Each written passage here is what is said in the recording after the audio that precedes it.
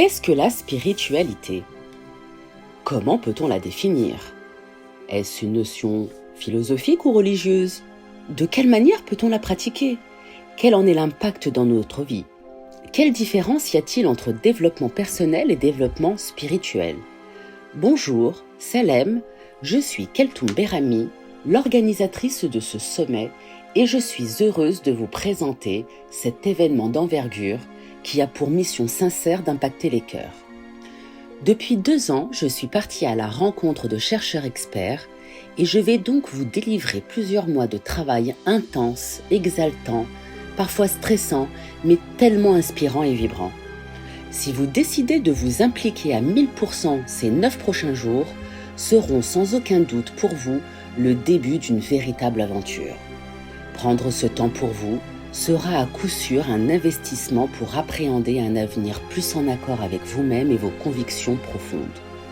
Alors, je vous souhaite bienvenue dans cette première édition de l'art de la spiritualité.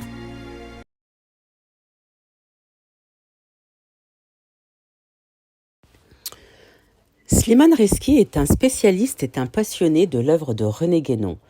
Il est diplômé en sciences religieuses de l'École pratique des hautes études à Paris et il est auteur-traducteur. Il a traduit de nombreux ouvrages sur le soufisme et la spiritualité et il est également animateur d'une web TV, Soft 24, qui est disponible sur YouTube et Facebook. Dans cet entretien enrichissant et vibrant, Slimane Rezki nous rappelle notre responsabilité dans la transmission du message et de la connexion que nous devons avoir avec soi-même et notre environnement. Notre existence tourne autour de plusieurs fonctions, familiales, intimes, professionnelles et sociales, et spirituelles. Cette dernière est la fonction primaire dont notre rôle est d'être calife sur Terre. Quelle est sa fonction exotérique et politique? Quelle est sa fonction ésotérique et initiatique? Qu'est-ce que le califat et comment le devenir? C'est ce que je vous propose de découvrir dans cette interview avec Slimane Rezki, la fonction califale de l'homme. Pouvez-vous nous expliquer que veut dire la fonction califale? La fonction califale est une question très centrale, puisqu'elle fait, elle détermine notre raison d'être, plutôt notre fonction en tant qu'être existencié sur cette terre pendant un laps de temps. C'est qu'à la base, donc, on a une existence qui nous est donnée, on apparaît sur cette terre au moment où on sort du ventre de notre maman. Et si on a un premier laps de temps pendant lequel on va découvrir ce monde, on va se découvrir nous-mêmes, il y a un vide, une sensation de vide qui reste en nous et qui va s'affirmer en général entre la trentaine et la quarantaine, c'est-à-dire au moment où on est stabilisé socialement et que bien qu'ayant tout ce qu'il nous faudrait pour vivre matériellement, un vide reste là et on a plusieurs solutions. Soit on tombe dans des palliatifs, et notamment tout ce qui va être psychotrope, alcool ou les palliatifs qui permettent d'éviter la douleur que cette question va imposer en nous. Soit sinon, à un moment donné, on se pose et on accepte de regarder le questionnement en face, de se demander quel est ce vide qui nous habite. Et en fait, la réponse, et là je vais passer toutes les fausses réponses qu'on pourrait apporter, mais en fait, une réelle quête de sens commence à ce moment-là. Cette quête de sens va prendre forme au moment où on comprend déjà qu'on n'a pas été existencié pour rien. Que cette vie terrestre n'est pas une fin en soi, mais qu'elle est un moyen. Car si c'était une fin en soi, une fin qui dure 60, 70, 80 ans, n'est pas une réelle fin, c'est beaucoup trop court. Quand on rentre dans l'âge, on s'aperçoit très vite qu'une vie, c'est un clin d'œil, ça passe à une vitesse extraordinaire. Et donc, cette courte période, comme dit le Coran, materne qalil, un moment très court, pourquoi nous a-t-il été donné?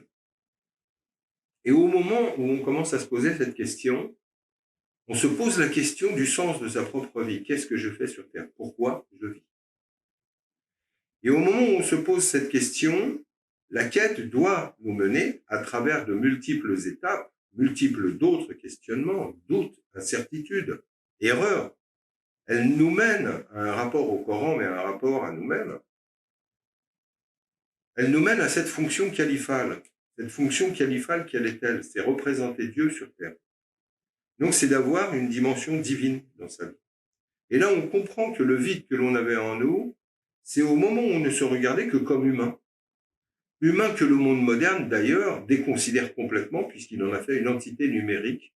Il en a fait un appuyeur de boutons.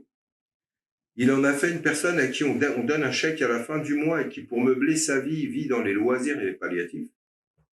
Et qui, surtout, va passer les années pour arriver sur un lit de mort où il aura tous les regrets possibles, parce qu'il s'apercevrait que cette vie, même s'il l'a réussi, elle prend fin, et qu'il va perdre tout ce qu'il a pu accumuler dans cette vie. Et au final, puisqu'il n'emmène rien avec lui, à quoi a servi cette vie? Et là, on rentre dans cette notion de fonction califale. Donc, la représentation de Dieu sur terre, qu'est-ce que ça veut dire? Ça veut dire être vertical. Ça veut dire trouver un sens et être unifié. Ça veut dire savoir hiérarchiser les bonnes priorités dans sa vie, ce qui est important, ce qui est secondaire. C'est avoir une cohérence également. C'est-à-dire ne pas faire deux choses qui sont en contradiction par rapport à la compréhension de l'orientation qu'on vient de donner à sa vie. Donc, lorsque l'on a compris et que l'on donne une orientation à sa vie, nos actes ont une importance. Et donc, faire quelque chose qui serait en contradiction avec l'orientation que l'on vient de donner à sa vie serait problématique. C'est comme si l'on était scindé en deux. J'ai une compréhension, une orientation. Je sais à quoi ma vie sert, mais je fais l'inverse. Il n'y a pas pire pour tomber dans une déprime, pour se suicider, etc. Donc, à ce moment-là, la question de savoir ce qu'est le califat peut être peut-être posée aussi au regard des écrits du Coran, du Hadith, du modèle prophétique, le prophète qui est le calife par excellence. Et on s'aperçoit qu'il y a deux dimensions majeures. Il y a la fonction exotérique et politique, et à ce moment-là, le calife est un dirigeant sur terre qui va diriger la cité, qui va l'organiser, qui va essayer de la mettre en conformité avec la destinée qui est allouée à l'homme sur cette terre, et donc qui est de comprendre pourquoi il vit. C'est-à-dire de comprendre Dieu, comprendre son principe, sa cause, sa destinée, sa finalité, comprendre ce qui ne meurt pas, puisque toutes nos peurs, finalement, en cette vie, se réduisent au fait de perdre quelque chose. Et on perd l'essentiel, puisqu'on finit même par perdre la vie. Or, qu'est-ce que l'on peut ne pas perdre? Eh bien, il n'y a que le divin qui est éternel et immuable. Donc, qu'est-ce que ce divin? Or, pour ça, il y a deux dimensions. Il y a les dimensions extérieures de notre propre quête, mais il y a la dimension extérieure d'assumer cette fonction. Et le califat exotérique, c'est cette fonction qui sur Terre est appelée à organiser la cité et donc à en rappeler toujours les priorités et le mode de vie qui va permettre à chacun d'entre nous de réaliser son califat ésotérique et intérieur, c'est-à-dire d'être divin, d'être représentant de Dieu sur Terre. Alors, on se souviendra que le califat dans le Coran est également attribué à trois personnes en particulier, Sayyidina Mohammed, Sayyidina Daoud et Sayyidina Adam. Le califat d'Adam est le califat par excellence, puisque c'est le premier, c'est celui qui est donné sur terre. Donc on se souvient que le califat, sa fonction, elle est sur terre. Inni ja'ilun fil ard, califat fil ard, sur terre. C'est-à-dire qu'on n'a pas à avoir un califat céleste, mais un califat terrestre. Donc c'est la représentation du divin dans le monde humain. Alors que dans le monde céleste qui est divin, la représentation du divin est assurée par elle-même, par la nature divine. C'est dans le monde de l'humain où le divin est dissimulé par les formes qu'il faut redonner accès à la nature divine de notre vie sur cette terre. Et que donc que la volonté de Dieu soit faite également sur terre. Alors dans le califat adamique, on se souvient que ce qui va faire la nature de son califat, puisque quand Allah dit « Inni ja'ilun fil ard » des khalifats, il parle de Sayyidina Adam, mais plus particulièrement de l'être humain de manière générale. Et ce khalif, c'est l'insan. L'insan est un terme et un mot arabe qui veut dire homme, dans le sens de humain, et qui est l'être androgynique, où le masculin et le féminin sont équilibrés et complémentaires, totalement. Et ce n'est pas un être sexué en tant que tel. C'est l'être complet. Alors que l'être sexué, ça va être rajul wa nisa, al-imra, al-mar'i wa al-imra, etc. Alors que l'insan, c'est l'être primordial, qui est à nouveau yin-yang, qui est complet, autant masculin que féminin, il est dans cet équilibre complet. La chute adamique est justement la marque de cette division de l'unité originelle qui va les scinder en êtres sexués et les diviser. Et toute leur quête finalement va être de se retrouver pour reformer à nouveau une unité complète, non stérile, qui engendre, qui donne la vie, qui est à l'image de Dieu. Allah a créé Adam à son image. Donc Adam étant l'homme primordial, il est nous. Nous sommes tous des Adams en devenir. Et notre but est de comprendre que nous sommes créés à l'image de Dieu. C'est-à-dire assumant les attributs divins. Et le Coran nous dit Adam a reçu la connaissance de tous les noms des attributs divins. Il les possède en lui. Donc il est porteur d'une nature divine. Car al-asma, les noms, sifat, les attributs, sont d'ordre divin et non humain. Donc l'humain va en lui accueillir le divin et là, lui-même se divinise. Comme une tasse de thé, par exemple, vous prenez une tasse de thé, en soi, quand elle est vide, elle est froide, vous videz du thé dedans qui est chaud, elle-même devient chaud. C'est-à-dire qu'elle prend la nature de ce qu'elle contient. En tant que telle, ce n'est pas elle qui est la source de chaleur. Mais par contre, elle est capable de prendre la nature de ce que l'on verse en elle. Donc de la même manière, l'être humain, il a été créé tel une cruche vide, une salsaline min fakhar. Donc une cruche d'argile vide. Et dedans, qu'est-ce qu'on a mis? On a mis les attributs divins. Et cette cruche vide, en fait, elle se teinte de ce que l'on met dedans. Donc Adam s'est teinté du divin. Et c'est pour ça qu'Allah, quand il demande aux anges de se prosterner, ils se prosternent, sauf Iblis, qui va avoir et qui va faire un péché d'orgueil. Mais si les anges se prosternent devant Adam, c'est justement parce que au moment où il leur montre la connaissance des attributs et des noms qu'il a, qu'il possède, c'est-à-dire de ce qu'Allah lui a octroyé, ils vont reconnaître sa supériorité. Or, ce qui fait sa supériorité, justement, c'est que dans ce verset, il est dit, وَعَلَّمَ آدَمَ الْأَسْمَاءَ كُلَّهَا. Kullaha, c'est tout, totalement, l'ensemble. Rien n'a été laissé de côté, lui a été enseigné tous les noms, tous les attributs, toutes les facettes du divin. Donc à partir de là, l'homme, c'est là qu'est son privilège, et c'est ce privilège qui fait de lui le calife d'Allah. Bien qu'il puisse être fauteur, et ça les anges le savent très bien, puisqu'ils vont dire à Allah, mais pourquoi vas-tu instaurer un calife sur terre qui va fauter, qui va pécher, qui va faire couler le sang, qui va, etc. Or Allah sait ce qu'il a fait. C'est parce que dans les noms divins, il y a également des noms comme El-Khafid, El-Qabid, El-Mudil, qui entraînent la chute, qui entraînent l'avilissement, qui entraînent la faute. Mais parmi ces noms, il y a également El-Ghaffar, El-Ghafour, El-Rahim, El-Tawwab, celui qui pardonne, qui revient. Or, quel serait le sens du pardon et du retour si la faute n'existait pas? Donc, un homme qui ne faute pas n'est pas un homme fait à l'image de Dieu. L'homme doit fauter. Dans le hadith, il dit, si vous ne fautiez pas, je créerai une autre humanité afin qu'elle faute et qu'elle me demande pardon, car j'aime à pardonner. Or, sur le plan ésotérique, dans le califat ésotérique, la faute fait partie de la grâce divine. Elle fait partie d'un moyen d'apprendre. Quand on voit par exemple, je vais donner un exemple assez basique, on dit à un enfant, ne touche pas la cheminée, tu vas te brûler. Donc le fait de désobéir sera une faute, toucher la cheminée est une faute.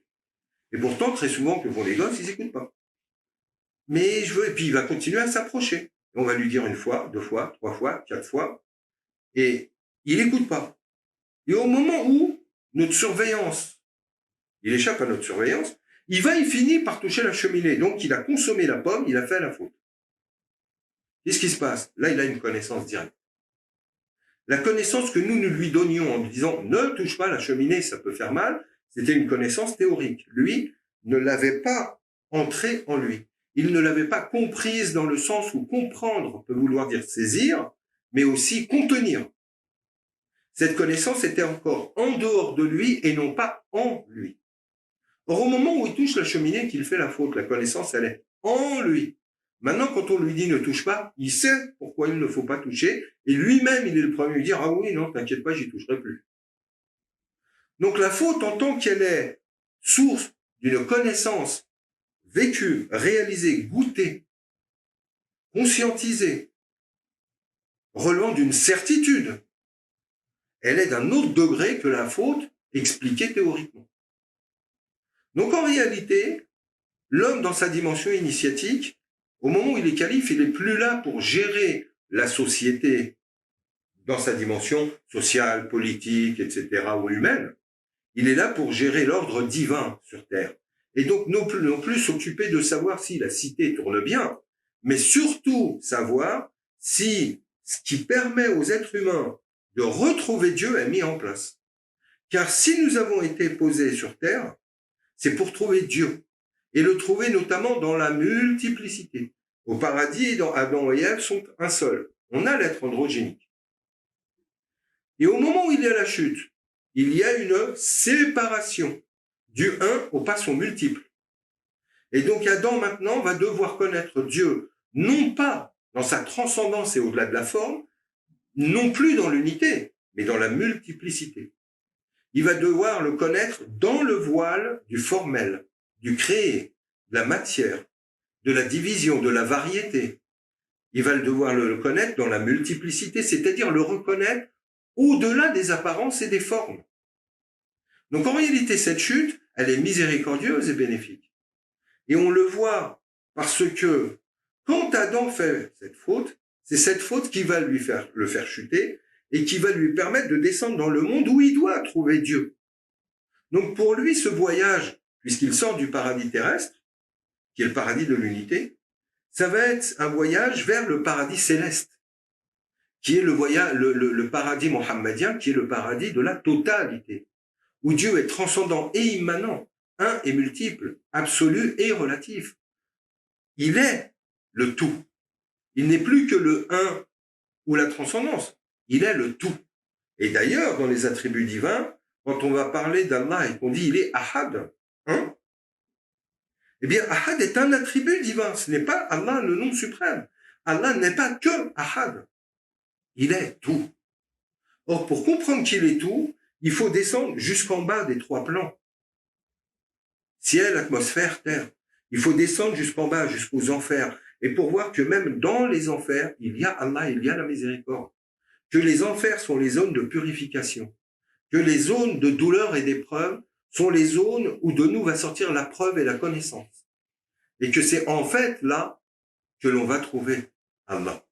Et on voit par exemple très souvent ce qui n'est pas compris dans l'œuvre d'un grand maître spirituel chrétien médiéval, Dante, quand dans son œuvre La Divine Comédie, il place le prophète et Ali en enfer.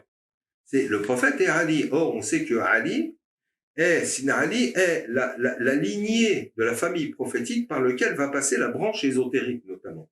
Et donc, toutes les branches et les silsilas soufis qui vont permettre ce véhicule de la connaissance intérieure, initiatique, spirituelle du prophète passe par Ali.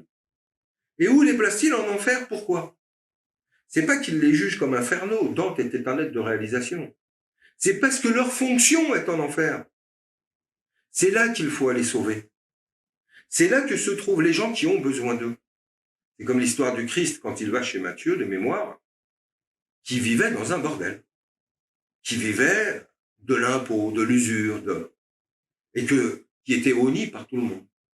Et que devant cette porte, quand il est invité, qu'il va rentrer chez lui, les apôtres et les compagnons du Christ ne comprennent pas, en disant comment vas-tu descendre dans le lieu où on est à l'inverse du divin? Et il dit, mais justement, si Dieu m'a envoyé, c'est pour eux. Le malade a besoin d'un médecin, pas la personne en bonne santé. Donc la fonction du calife sur terre qui est la nôtre, c'est la fonction représentative du divin sur terre. Or, le divin, il est là pour les autres, pas pour lui. Lui, il n'a pas de besoin. De la même manière, le calife ne doit pas avoir besoin. Il n'a plus d'ego. Il n'a plus de vie privée. Il n'a plus comme priorité sa vie privée. Il a une vie privée, nécessairement. Mais ce n'est plus sa priorité. Sa priorité, c'est les autres. Il est dans l'état du sacrifice. Il est là pour les autres. Le prophète, il disait, Sayyidul Qawm khadimuhum. Celui qui est le maître, le chef d'un peuple, c'est celui qui est au service du peuple. Or, aujourd'hui, on voit que les chefs sont là pour être servis ou à servir, mais pas pour servir. Donc, ces fonctions-là ont été évidemment retournées. Et ce qui est le travail, justement, de la contre-initiation, qui est de prendre tout ce qui est divin à contre-pied et de le retourner. C'est-à-dire de transformer ce qui est divin en humain. Donc, après avoir vu ces questions-là, les deux types de califat, et évidemment que le califat ésotérique est le plus important.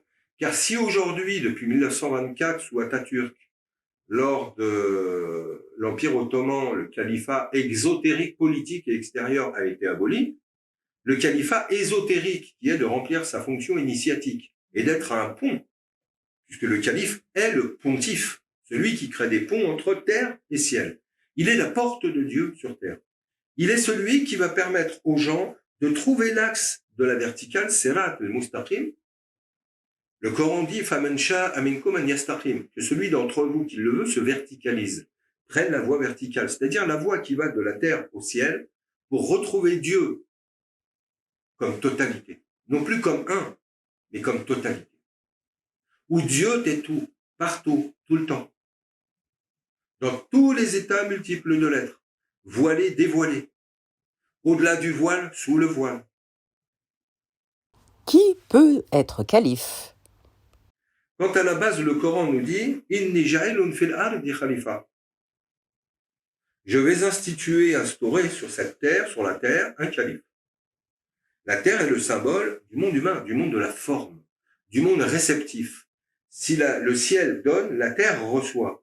Donc je vais placer un être capable de recevoir le divin en lui, qui va être le réceptacle du divin sur cette terre. Qui peut être calife? Tout le monde. Puisque qui est le calife? C'est l'être humain. Adam, en tant qu'il est l'être humain prototype, il est l'être humain universel. Nous ne sommes, nous, que des images d'Adam. Nous ne sommes que des reproductions d'Adam dans le monde de la multiplicité, du temps et de l'histoire. Mais nous sommes tous Adam. Et au moment où nous sommes Adam, la première des choses qui est importante, c'est de nous dire Allah a fait de nous des califes sur cette terre. Donc quand il dit Inni ja'alun fil ardi khalifa, c'est-à-dire que n'importe quel être humain qui vient au monde, il est calife. Le fait d'être humain fait de lui un calife. Donc, pouvons-nous l'être? Mauvaise question, nous le sommes déjà. Donc la vraie question c'est, qu'avons-nous à faire? Donc, c'est de se dire, si je suis calife, comment en prendre conscience? Donc, au moment où on est calife, qui peut être calife? Si d'un côté on dit tout le monde, puisque tout être humain est appelé à prendre conscience de sa khilafa, de son califat. En tant que tel, dans les faits, est-ce que tout le monde l'est? Non, quasiment personne ne l'est. Ça ne sera qu'une petite minorité de l'humanité qui, un, fera le chemin pour le devenir, et deux, assumera cette fonction califale, qui lui imposera de penser à l'autre plus qu'à lui, qui lui imposera le sacrifice de cette vie pour effectuer la volonté divine, et non plus sa volonté propre en tant qu'être humain. Comment peut-on devenir calife? Et la question d'avant qui était qui peut être calife peut nous ramener à un verset de l'Évangile qui dit beaucoup d'appelés, peu d'élus. Beaucoup d'appelés, c'est des êtres humains. Au moment où on est dans la dimension humaine, en réalité, on est appelé à devenir calife puisqu'on est déjà calife, donc on est à apprendre à en prendre conscience, appelé à en prendre conscience. Le problème, c'est, est-ce qu'on le devient tous? Bien sûr que non, la grande majorité n'en prennent pas conscience, ne veulent pas en prendre conscience, parce que quelque part, en prendre conscience veut dire assumer. Or, au moment où on ne veut pas assumer et trahir sa nature, le meilleur moyen, c'est de dire, moi, j'en ai pas conscience, je ne sais pas, je ne savais pas. Or, pour ceux qui veulent l'assumer, et qui donc, effectivement, vont comprendre que leur vie n'est pas une finalité en soi, qu'elle a un but, que eux-mêmes ont une fonction au sein de cette vie, vont donc maintenant se poser la première question, mais le suis-je? Oui, mais je n'en ai pas conscience, je ne sais pas comment l'assumer. Donc, comment le devenir? Or, pour le comment maintenant, on est dans des modalités méthodiques, pratiques. C'est, y a-t-il une voie, un enseignement, une formation qui me permet d'en prendre conscience et de l'assumer? Oui, l'initiation. Qu'est-ce que l'initiation? Donc l'initiation, c'est ce que nous a emmené le prophète, Man taba'a sunnati, celui qui suit sa voie. Fa in kuntum tuhibbuna Allah fattabi'uni yuhibbukum Allah. Celui qui aime Allah, qu'il me suive, Allah l'aimera. C'est de prendre le chemin du prophète, c'est d'appliquer la sunna du prophète, mais pas que dans sa forme, surtout dans son fond, dans ce que ça veut dire. Or aujourd'hui, où sont ceux qui appliquent réellement la sunna du prophète? Soit on a affaire à des moralisateurs qui voient du haram partout et qui nous rendent la vie impossible, autant être en prison et en enfer tout de suite, alors qu'Allah est le généreux. Il est le Karim, il est le Razzaq, il est le Jawad, il est le Fattah, il est le Mannan, le Hannan. Il est celui qui nous permet d'être heureux là, maintenant, dès cette vie, après la mort. Ça, c'était le discours des chrétiens quand les protestants ont pris la main dans le christianisme. C'est Dieu, pas ici, souffrance. Ici, vie de peine. Ils vivent vie de malheur. Et peut-être qu'après la mort, vous aurez le salut. Bien sûr que ça n'intéresse pas les gens. De la même manière que moi, ça m'intéresse pas. Moi, Allah, il n'est pas que dans l'akhira ou derrière un nuage ou derrière quelque... Allah, il est partout. Inna Allah ma'akum annama kuntum. Allah, il est avec vous là où vous êtes. Même en enfer, il est avec vous. Donc, bien sûr qu'il est avec nous maintenant. Moi, j'ai pas besoin d'attendre la mort et l'akhira pour être avec Allah. Et bien sûr qu'il est là.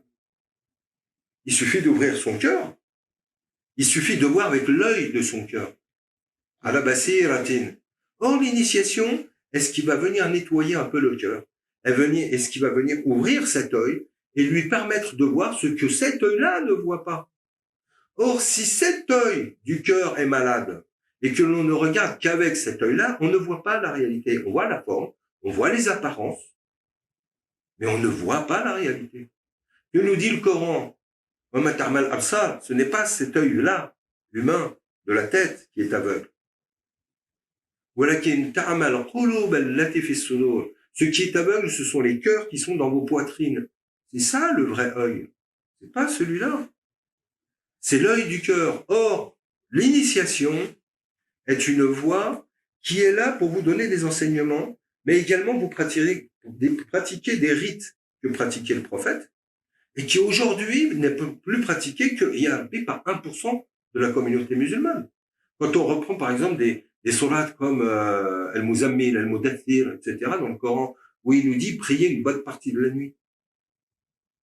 Très peu sont ceux qui veuillent la nuit. Tous les événements importants du Coran se passent quand? Laylatul Qadr, Laylatul Isra wal Mi'raj, Laylat Nisf Sha'ban, l'Isra, Subhanalladhi asra bi'abdihi laylan min al-masjid al-haram ila al-masjid al-aqsa, laylan. Celui qui a voyagé avec son serviteur de nuit. Tous les moments importants se passent dans la nuit. On nous conseille de vivifier la nuit, de faire du dhikr la nuit. Combien de musulmans font du dhikr la nuit? Si je parle de musulmans, je devrais parler des mosquées aussi. Aujourd'hui, combien de mosquées font leur travail? Quoiqu'il n'est déjà pas la vie facile. Mais qu'est-ce qu'il y a aujourd'hui comme activité proposée dans les mosquées? Où on voit aujourd'hui combien de musulmans qui ne maîtrisent même plus l'arabe, la langue du Coran et la langue du prophète?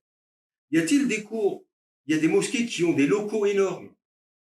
Il y a de l'argent tous les vendredis. Les fidèles donnent, le musulman est généreux. Il donne, il y a de l'argent.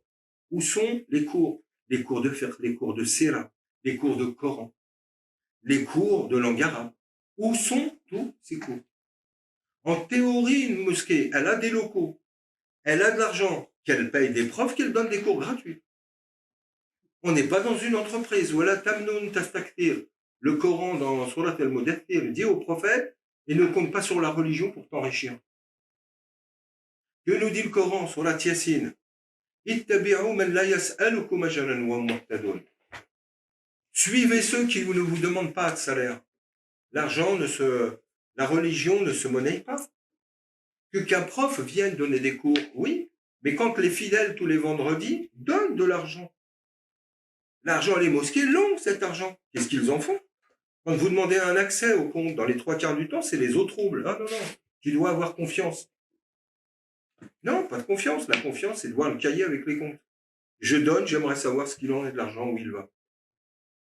Or, aujourd'hui, pour revenir sur la question de l'initiation, l'initiation, c'est tout simplement le suluk. C'est de pratiquer la sunna du prophète. Fadhkurullaha kathiran. Faites le dhikr d'Allah. Souvenez-vous d'Allah. Souvenez-vous du but. Souvenez-vous de la finalité. Souvenez-vous des priorités. Pourquoi vous êtes existencier? À quoi doit servir votre vie? Consacrez le maximum de votre temps à réaliser ce pourquoi vous êtes sur Terre.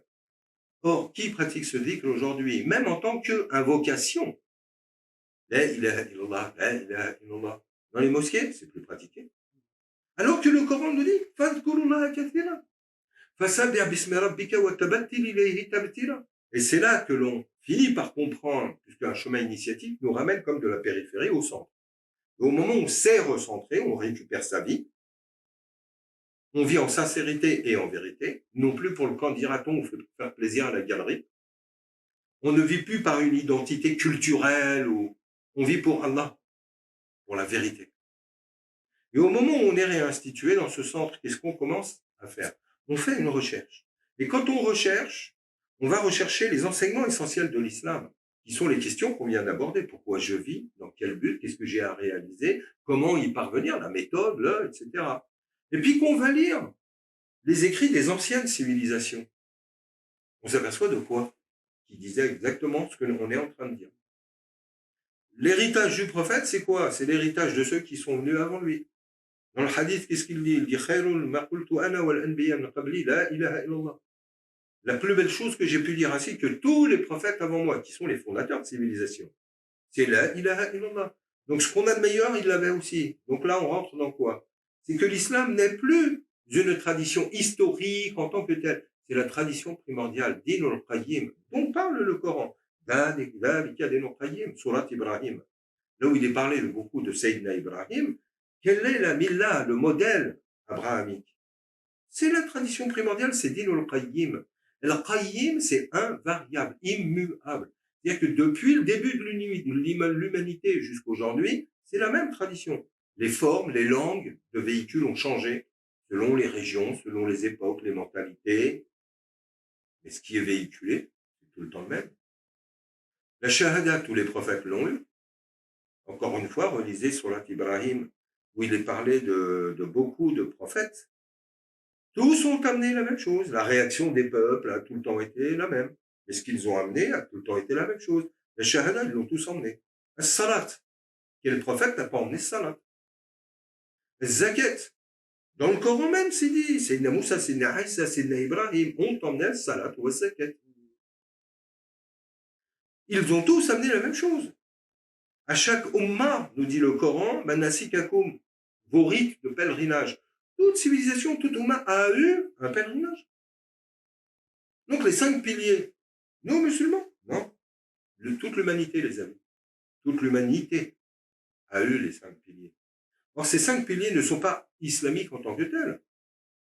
Ils sont primordiaux. Ils sont à toute l'humanité. On ne peut pas s'arroger ou s'approprier le divin à l'exclusivité des autres. Le divin, il est à moi. La vérité, elle est qu'à moi. Tu la veux, tu payes. Tiens. Aujourd'hui, quand ils nous font le pèlerinage de 6000 balles, on commercialise le divin. On en a fait un commerce satanique. Pouvez-vous nous en dire plus sur la nature initiatique du Coran et du modèle prophétique? Alors, ça me semble important puisque aujourd'hui, on voit beaucoup de centres, de lieux, de groupes qui s'affichent comme étant de nature initiatique, qui proposent même des initiations ou qui proposent des développements, des épanouissements, du bien-être, etc., dans tous les domaines, musulmans, non musulmans. Le coaching est très à la mode, des choses comme ça. C'est-à-dire qu'on emploie une terminologie derrière laquelle on ne sait pas vraiment ce qu'il y a aujourd'hui. Or, pour nous musulmans, en quoi peut résider une réelle initiation, un soulouk, un cheminement? C'est le modèle prophétique qui lui-même repose sur le Coran. Or, en arabe, quand on étudie la biographie prophétique, puisque le prophète, laqad kana lakum fi rasulillah uswatun hasana. Pour le modèle, en le prophète, il y a pour vous un modèle excellent. Donc, l'initié par excellence, le réalisé spirituel, c'est le prophète.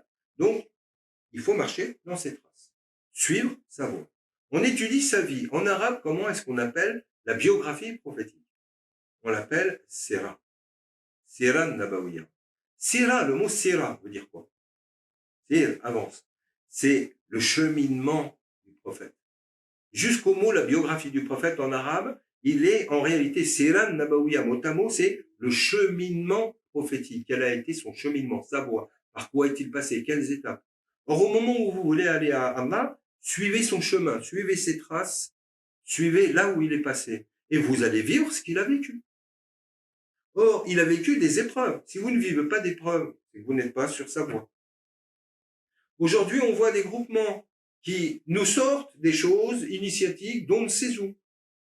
Et où vous leur demandez où est le rapport au Coran et à la Sunna, ils ne savent pas vous le donner. On voit même ce qu'on appelle des tariqas, des touruq islamiques aujourd'hui, qui proposent des initiations. Les gens y sont depuis 10 ans et ils n'ont fait aucun progrès.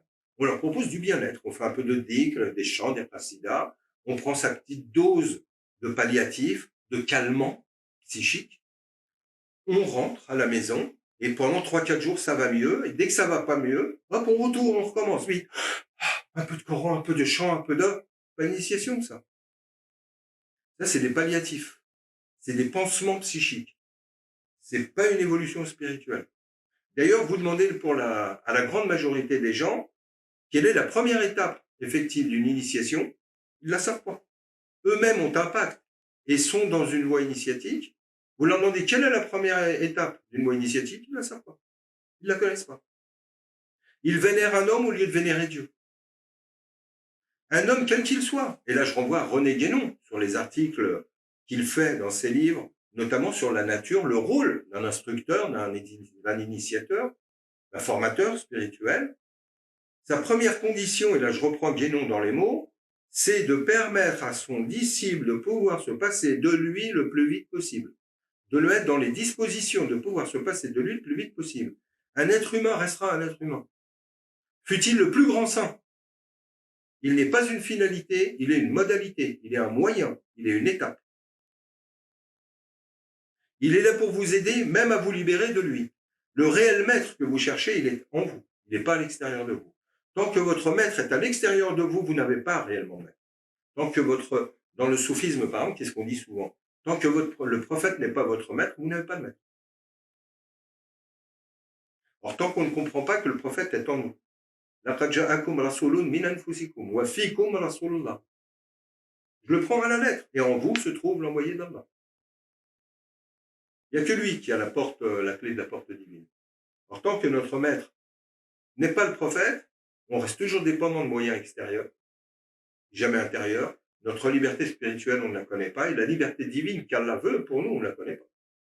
Et on reste toujours de dépendance, de cadre, de forme. Moi, je suis dans telle voie, j'appartiens à telle voie. Des fois, j'entends des hallucinations du style « j'appartiens à telle voie ». Non, j'appartiens à Allah. Tu n'appartiens pas à une voie. J'entends des choses comme « ah, si tu nous quittes, tu quittes la voie ». Mais depuis quand la voie est à un être humain? Dans le Coran, Allah dit « Qul hadihi sabili », c'est ma voie. Depuis quand je quitte ta voie? Je peux éventuellement quitter la voie d'Allah et le trahir. Mais les hommes, ni je les trahis, ni je quitte leur voie, c'est pas leur voie. C'est comme si la propriété de la vérité était à quelqu'un. Ah, si tu dors de chez nous, on te reprend la vérité. On te reprend le wir, on te reprend un dhikr. Mais depuis quand ça t'appartient? Tu reprends ce qui appartient à Allah, c'est du vol.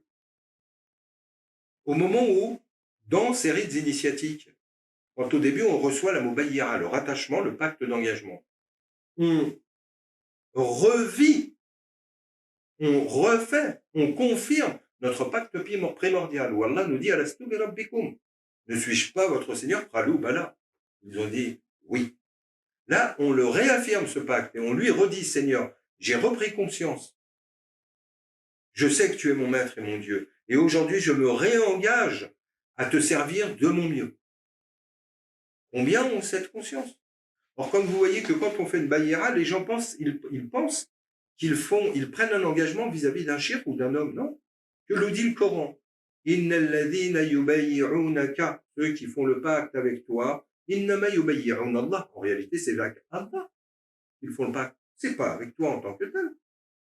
Yadullah fawqa aydihim. C'est la main d'Allah qui est au-dessus de leurs mains. C'est pas la tienne en tant qu'humain. Tant que la conscience que notre lien n'est pas à Allah, il n'y a pas d'initiation. Au moment où on pense qu'on vient de faire le pacte à un homme et qu'on est dépendant d'un homme, il n'y a pas d'initiation.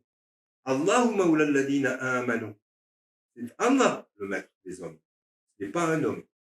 De la même manière, ce n'est pas un homme qui nomme un homme. C'est Allah qui nomme les hommes.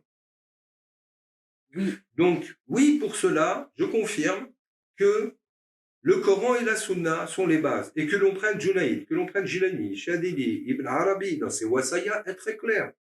Que l'on prenne tous les grands maîtres de la voie initiatique, el Shushtari, etc. Que nous disent-ils tous?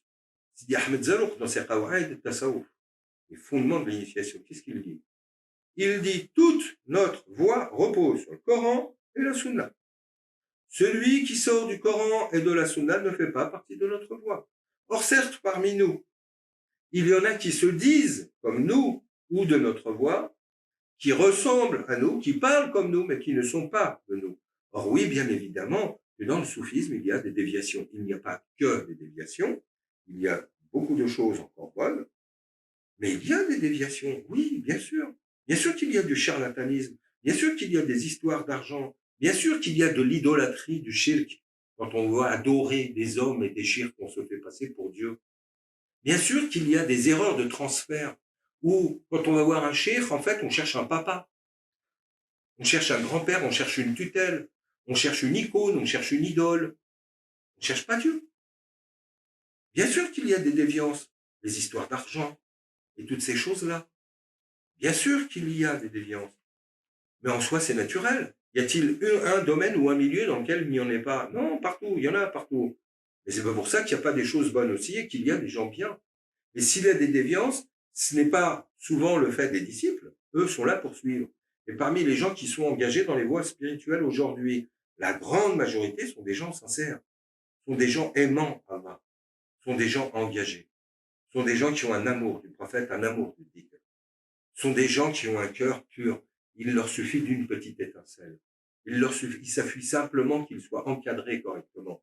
En la grande majorité du temps, qu'est-ce qu'on a? On a ce qu'on appelle ces zaouïas, les tariqas internationales, ou un shir et quelques muqaddam pour la plupart du temps pas formés, ou très peu, avec des centaines de milliers de disciples, dont ils ne veulent évidemment pas s'occuper. Or, si on nous renvoyait à la sourate Tawbah, où nous est donné le processus de formation d'une zaouïa, on éviterait ces erreurs. Mais encore une fois, qui les connaît? Sinon, il serait mis en application. Donc oui, tout repose sur le Coran et la Sunna. Le maître et le modèle, c'est le prophète. Un shir disait, moi, je n'ai rien à vous dire. Je ne fais que vous dire ce qu'Allah et son prophète disent. Le shir d'Al-Khawi, qu'est-ce qu'il dit? Il dit, si vous connaissiez suffisamment le Coran et la Sunna, vous n'auriez pas besoin de shir. En fait, si un shir est nécessaire, c'est justement parce que quand on rentre dans cette voie, on ne connaît pas suffisamment le Coran et la Sunna, donc la pratique prophétique. Donc, on a besoin de quelqu'un d'expérimenté qui a été formé pour lui-même nous transmettre les choses. Donc là, encore une fois, on va avoir, par exemple, dans les tas de Berat el-Ilahiyya, chapitre 24, je crois, de mémoire, Ibn Arabi, quand il va donner des conseils, il dit, la première chose dont tu as besoin, c'est d'un instructeur. Il te protégera d'erreurs, il te permettra de comprendre la vérité beaucoup plus vite que si tu parcourais ce chemin tout seul. Ce chemin peut être dangereux. Reste-t-il des possibilités initiatiques actuellement? Alors, en principe, oui, et il en restera tout le temps. Il y a un hadith qui dit, il y aura toujours sur cette terre au moins 40 personnes sur le cœur, à la qalb Sayyidina Ibrahim, sur le cœur de Sayyidina Ibrahim, c'est-à-dire au moins 40 personnes qui auront le statut abrahamique de la tradition primordiale, donc qui comprendront la nature et l'importance, la centralité de la tradition primordiale, Dinul Qayyim, Dinul Hanif. Donc, par essence, ces gens-là existant, l'initiation existera toujours. Problème, il faut les trouver. Or, pour les trouver, il y a plusieurs épreuves, comme les gargouilles dans les églises, qui sont ce qui normalement empêche d'entrer dans l'église, c'est-à-dire les vices. C'est-à-dire qu'il faut déjà soi-même avoir une intention droite, niya mukhlisa. Réellement rechercher Dieu. Ne pas rechercher un papa à travers un cheikh, ne pas rechercher une compensation, ne pas rechercher des consolations, ne pas rechercher des tolérances, ne pas rechercher des amis, un groupe dans lequel je vais pouvoir m'insérer, rechercher Allah. Allah est le prophète. Le cœur de l'islam, c'est la ilaha illallah, Muhammad Rasulullah. C'est de rechercher ça. C'est de rechercher que je suis là pour servir Dieu. C'est comprendre. C'est toute la voie qui me mène à comprendre que je suis Abdallah, au service d'Allah. Je ne suis pas là pour me servir. Parce que là encore, un retournement de la contre-initiation est de nous faire prendre conscience, ou du moins d'essayer de nous inculquer que cette voie-là, c'est une voie de bien-être, où je vais trouver mon équilibre. Je vais pouvoir demander à Dieu ce dont j'ai besoin. Et là, en fait, c'est moi qui mets Dieu à mon service. Oh Dieu, j'ai besoin de ceci, j'ai besoin de cela, etc. Par exemple, quand on a un verset qui dit « Ad'ouni astajib lakum » « Demandez-moi, je vous répondrai ». Les gens pensent que je te demande la santé, que mon fils il ait son bac, que ma fille elle puisse se marier, que j'ai une belle maison, que, etc., etc. Là, en fait, je vais chez Carrefour et je prends Dieu pour Carrefour. J'ai besoin de ça, ça, ça et ça, merci. En plus, c'est gratuit avec Dieu, donc c'est tout bénef. Là, je ne vais pas servir Dieu, je vais me servir moi. Je ne dois pas aller à Dieu en lui disant « Oh Dieu, j'ai besoin. » Non. Oh Allah, je suis à ton service. Fais ce que tu veux de moi. Là, on est dans une démarche qui est complètement différente. Donc, reste-t-il des possibilités? Oui. Sont-elles celles qui sont les plus visibles sur les réseaux? Non. Et on voit déjà que ce qui se passe sur les réseaux trahit très souvent l'initiation, dans le sens où on a des chiffres qui sont là pour faire des nombres de vues. Quand on fait une vidéo, c'est surtout pour avoir tant de nombres de vues. Ce qui est initiatique par nature est secret. On dit bien que dans l'initiation ne se produit pas n'importe où, n'importe quand et avec n'importe qui. Le dhikr, la méthode initiatique, là où rijal, là où makan, là où zaman. Il y a des gens, il y a des lieux et il y a des moments où ça se pratique. Ça veut dire qu'on ne le fait pas n'importe où, n'importe quand et n'importe comment. Donc, au moment où c'est des rites qui sont quand même réservés parce qu'ils réclament une préparation, qu'ils peuvent être difficiles, la première des choses, pour éviter toute vulgarisation et surtout pour éviter que la contre-initiation puisse se servir de ce qui est initiatique pour le mettre à leur profit et se servir et non plus servir Dieu. Eh bien, tout rite initiatique doit être fait uniquement en présence de gens initiés. Or, aujourd'hui, quand on voit que l'on fait des rattachements, que l'on met un weird en ligne sur une oraison spirituelle, en ligne sur Facebook, sur Instagram, sur YouTube, etc. Quand on voit que l'on fait des dhikrs initiatiques avec le nom Allah, Huwa, dhikr sadr, pour ceux qui savent ce que c'est, qu'on les filme et qu'on les met en ligne. C'est l'inverse de l'initiation. C'est-à-dire que là, on est face à quelqu'un qui ne respecte pas l'initiation. Quand on fait ce qu'ils appellent des retraites spirituelles, donc des khalwa, payantes, on n'attend ni salaire ni récompense. On n'attend même pas le merci. Tout acte initiatique qui est délivré en contrepartie d'argent n'est plus d'un caractère initiatique. Suivez ceux qui ne vous demandent aucun salaire, aucune récompense, al-ajr. Or, au moment où on vous dit retraite spirituelle, qui en arabe signifie khalwa, ce n'est pas des pique-niques, ce n'est pas des balades dans la nature. Une khalwa, elle a des rites très précis, qui sont basés sur les 4 fondements que reprennent depuis Abu Talib al-Mekki jusqu'à Junayd, jusqu'à Ibn Arabi: le silence, la solitude, la veille et la faim. Donc ça veut dire que c'est pas des cercles d'échange, c'est pas des cercles philosophiques, une initiation. C'est bien plus sérieux que ça. C'est un djihad. Pourquoi? Parce que ce djihad al-nafs, comme le dit le prophète, Raja'na min al-djihad al-asghar ila al-djihad al-akbar. Nous revenons de petit djihad, qui est la guerre sur le terrain, vers le vrai, le grand djihad, qui est ce djihad al-nafs, l'âme, la dimension psychique, qui est le lieu de toutes les illusions et de tous les pièges. Or, au moment où on entre dans ce champ, on est dans un champ où il y a rencontre entre le divin et l'humain, entre l'ego et Allah. Et il y a confrontation des deux, il y a guerre entre les deux en nous. Et donc, comment elle se traduit, cette guerre? Elle se traduit dans l'opposition entre la vérité et l'émotivité. On doit passer tous les champs de l'émotivité, la pitié, les peurs. Que dit Allah dans le Coran? Comment est-ce que le shaitan va essayer de vous égarer? Yukhawifukum. Il va vous faire peur. Or, c'est là qu'on a la dimension guerrier, soldat de Dieu. Où on est des mujahidines, des gens qui font le djihad, c'est-à-dire des gens qui vont aller acquérir une force intérieure, une verticalité qui ne se baisse devant rien d'autre si ce n'est de la vérité. Comme le disait Guénon, nous ne sommes serviteurs de rien ni de personne si ce n'est de la vérité. Aucun droit n'est supérieur à ceux de la vérité, même si cela doit impliquer nos propres proches. Quand, dans le Coran, Sayyidina Ibrahim doit sacrifier son fils, il est entre émotivité et vérité. Émotivité parce que c'est son fils, c'est un proche, c'est quelque chose qui nous tient au tripes. Mais vérité, c'est Allah. Est-ce que j'obéis à Allah, quitte à pouvoir perdre ce que j'ai de plus proche? Ou est-ce que j'obéis à mon émotivité et je dis à Dieu, je suis désolé, là, je peux pas. Et là, ma voix s'arrête. Que dit Allah dans le Coran? Si vos conjoints, vos parents, vos enfants, vos commerces, tout ce à quoi vous tenez, vous sont plus chers qu'Allah, son prophète et le djihad, alors attendez-vous à ce que l'ordre divin arrive, c'est-à-dire la guerre de Dieu va arriver. Inna Allah la yahdi al-fasiqin. C'est-à-dire que ceux qui font passer, que ce soit leurs conjoints, leurs enfants, leurs parents, leurs biens, avant Allah, min al-fasiqin. Ce sont parmi les gens pervers. Or, aujourd'hui, qui en est capable? Or, une voie initiative, c'est pas de s'asseoir et de chanter avec des parfums.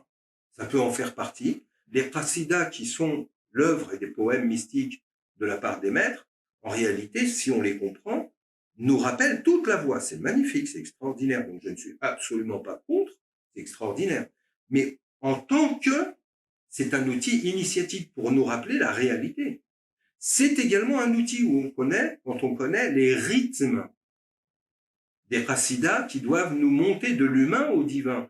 Car les différents rythmes qui sont donnés ne sont tout simplement que les rythmes intérieurs de notre cœur qui, de froid, va se mettre à brûler d'amour. Al-Ashiqin va se mettre à brûler d'amour et ce feu va nous élever vers Allah.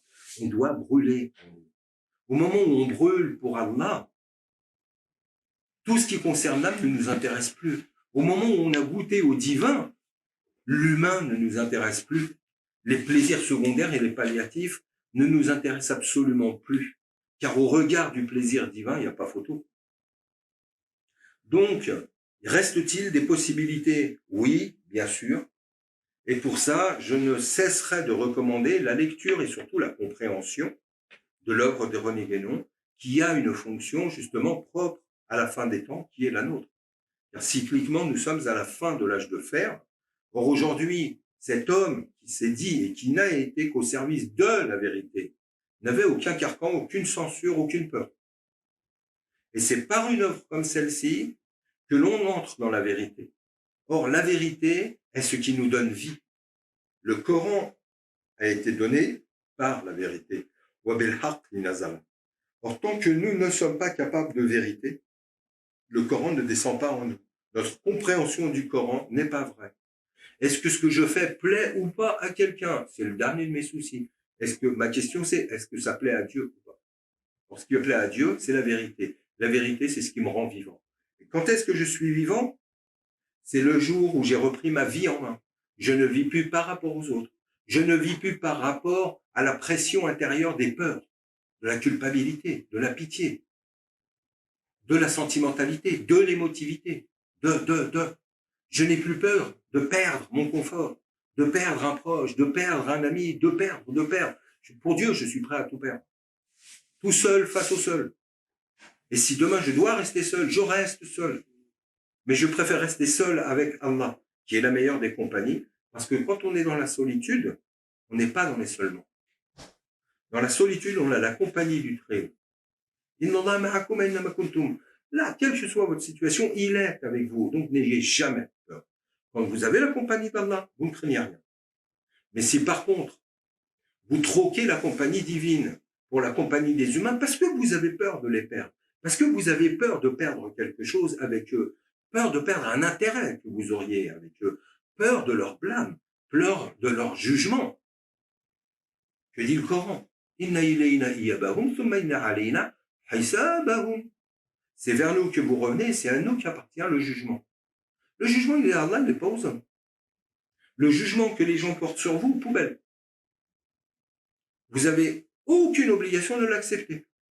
Le seul jugement qui est valable, c'est celui d'Allah. Pas d'autre. Là, on devient vivant. Parce qu'on vit en vérité. Parce qu'on vit avec sincérité. J'ai fait une faute. Oui, j'ai fait une faute. Je suis un être humain. Allah, il m'a créé faible. Je suis faible. Oui. Je fais des fautes. Oui. Quel prophète n'a pas fait de faute dans le Coran? Lequel? Sayyidina Yunus, pourquoi il est mangé par la baleine? Parce qu'il démissionne, il abandonne sa mission. Sayyidina Muhammad, l'être réalisé par excellence, que lui dit le Coran. Hudaybiyah, quand descend sur l'At al-Fath.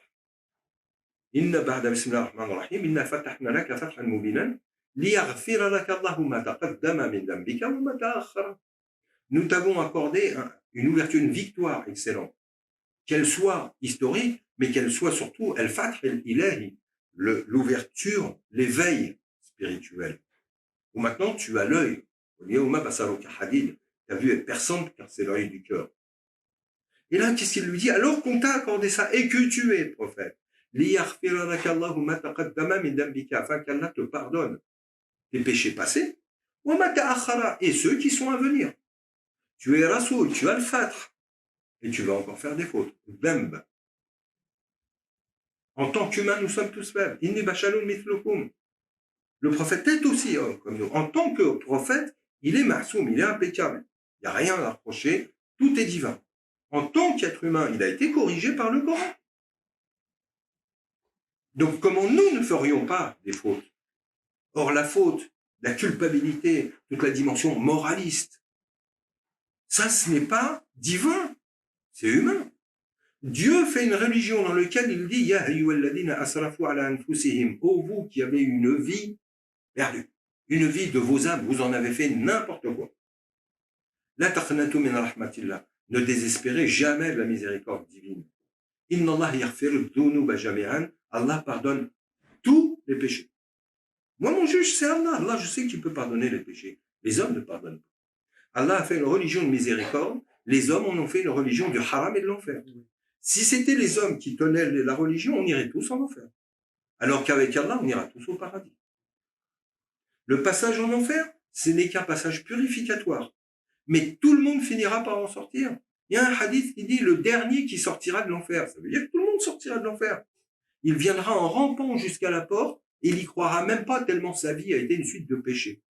Et pourtant, Allah lui permettra finalement de sortir et d'accéder au paradis. En quoi, pour vous, la spiritualité est-elle un art? Parce qu'elle va, dans son domaine propre, s'assimiler à tous les autres arts. C'est-à-dire qu'elle va réclamer une maîtrise qui sera le fruit d'une longue formation, d'une formation exigeante. Et encore une fois, je le redis, la spiritualité, c'est un cheminement, une voie. Et l'on retrouve d'ailleurs en islam la grande majorité des termes qui vont définir ce qu'est l'islam. C'est une sharia, une tariqa, c'est un minhaj, c'est une sira. Et tous ces termes-là nous renvoient à des questions de rue, de boulevard, de chemin, de voie, de cheminement. Donc c'est un voyage, en fait. Et quel est l'élément symbolique de la vie du prophète qui est le plus marquant? C'est le voyage nocturne, le voyage céleste. Donc en fait, l'initiation, c'est un voyage à étapes. En fait, c'est les étapes de la vie. L'art de la spiritualité, c'est ce qui nous mène à la connaissance de l'esprit. C'est de bien comprendre que en nous se trouve l'esprit. Quelle est sa nature? Qu'est-il par rapport à nous? Sommes-nous lui? Lui est-il nous? Comment assumer cette vie désormais spirituelle et non plus simplement corporelle? Donc oui, c'est un art, l'art de former des gens. Comme on dit dans le soufisme souvent, on construit un initié, un homme d'esprit, comme on construit une bâtisse. Il faut d'abord, de façon non visible, des racines, des fondations. C'est ça qui assure le tout. Et c'est parce que ces fondations sont solides que tout le reste par la suite sera solide. Or, les fondations sont basées essentiellement sur une connaissance profonde du Coran et de la Sunna. La spiritualité est un art. Parce que comme tout art, il réclame cette maîtrise qui est d'en connaître les nuances. Là, vous couperez, petite coupure. C'est un art parce qu'il nécessite d'en connaître les finesses, les nuances, tout ce qui peut induire en erreur. Et on voit aujourd'hui combien de gens, au nom de la spiritualité, se trompent, peuvent devenir des contre-spirituels, des contre-initiés, peuvent devenir des tyrans. Quand on se penche un peu plus sur la vie d'Hitler, Hitler a engagé des équipes pour aller jusqu'en Roumanie rechercher le Graal. Il y avait une portée même spirituelle à sa démarche. Il pensait la spiritualité et il voulait la remettre à jour, mais selon sa compréhension. Or, une compréhension mauvaise, voilà ce que ça a donné, l'hitlérisme. Ça a donné l'eugénisme, ça a donné le mondialisme, ça a donné le capitalisme, ça a donné le collectivisme, ça a donné tous les ismes aujourd'hui, le sentimentalisme et le moralisme qui ont pris la place de la spiritualité.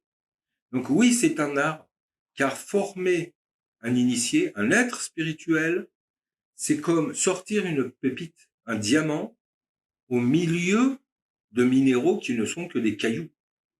C'est tout d'un coup avoir en soi, en face de soi, un être porteur du divin. Or, comment permettre la manifestation du divin dans ce plan humain? Eh bien, c'est tout le cheminement de l'initiation spirituelle qui conduit à faire d'un initié une perle rare. Merci infiniment Slimane Reski pour cette intervention riche et passionnante qui nous rappelle notre rôle sur Terre. Merci à tous et à toutes pour votre écoute et vous pouvez consulter la vaste collection d'ouvrages de Slimane Reski des éditions Albourak qui vous permettra d'enrichir cet héritage spirituel.